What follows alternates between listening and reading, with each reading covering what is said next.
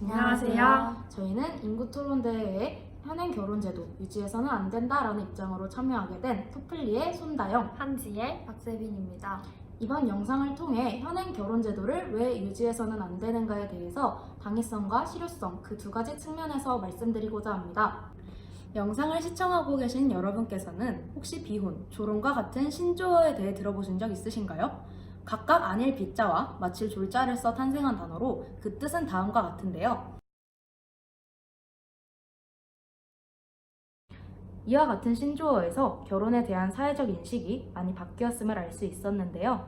이뿐만 아니라 수치 면에서도 통계청의 청년들을 대상으로 한 결혼의 필요성에 대한 인식 조사에 의하면 2010년 결혼을 해야 한다가 65%, 하지 않아도 함께 살 수 있다가 40%였던 반면에 2019년 해야 한다가 45%, 반대가 57%로 그 입장이 뒤바뀌었음을 확인할 수 있었습니다. 저희 팀은 이러한 시대적 변화에 맞추어 결혼제도 역시 변화해야 함을 강조드리며 그 근거에 대해 이어 말씀드리도록 하겠습니다. 먼저 현행 결혼제도의 권리 주체를 확장해야 합니다. 현행 결혼제도는 오직 남성과 여성 두 사람이 맺는 계약만을 결혼으로 인정합니다. 즉, 동성애 커플, 동거 커플 사이의 자녀, 미혼모, 부와 그들의 자녀 등 법의 사각지대에 놓인 국민이 발생하게 됩니다. 동성애 커플은 법적으로 결혼이 불가하므로 국가에서 부부에게 주어지는 그 어떤 권리도 받을 수 없습니다. 상대방이 아파 응급수술을 해야 하는 상황에서도 법적 보호자가 되어줄 수 없습니다. 뿐만 아니라 동거관계의 연인 사이에서 태어난 아이나 미혼모, 부의 자녀는 사회복지를 제대로 받지 못합니다. 현행 법상 정상적인 결혼을 통해 형성된 가정이 아니라고 판단되기 때문입니다. 이 아이들은 사회적 차별뿐만 아니라 법률적 차별까지 겪게 됩니다. 성별에 관계없이 사회복지, 주거, 의료, 세제, 상속 등 법적 권리를 보장하는 다양한 가족 형태를 구성할 권리를 현행 결혼제도는 담고 있지 못합니다. 따라서 저희는 남녀의 결혼만 인정하는 현행법에서 더 나아가 법의 보호망이 필요한 다양한 형태의 연인까지 결혼제도의 권리 주체로 확장해야 한다고 주장합니다.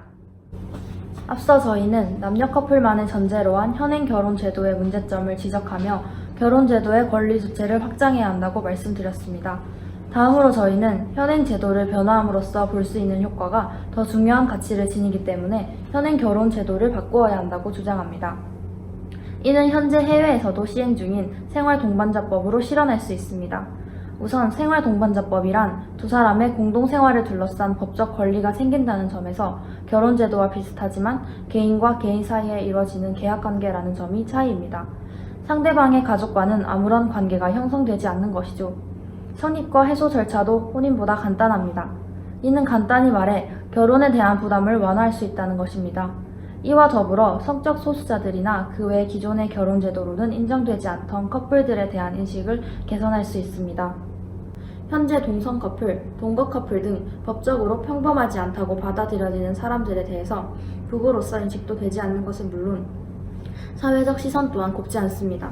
성적 소수자들의 권리를 외치는 행사인 퀴어 축제를 반대하는 시위가 그 대표적 사례입니다. 제도를 변화시켜 이들을 평범한 보통의 부부로서 인식한다면 국민들도 그들을 한 가족의 종류로서 자연스럽게 받아들일 수 있을 것입니다.